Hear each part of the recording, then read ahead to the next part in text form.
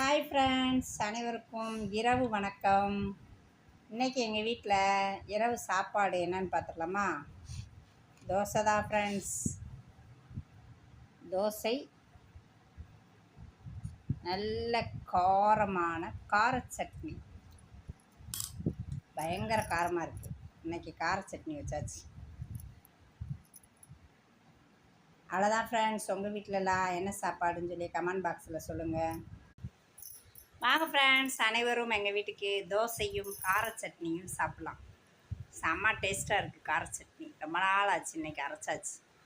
தக்காளி சட்னி அரைப்போன்னு நினச்சேன், கொஞ்சம் கூட வத்தலை போட்டு அப்படியே கார சட்னி ஆக்கிட்டேன்.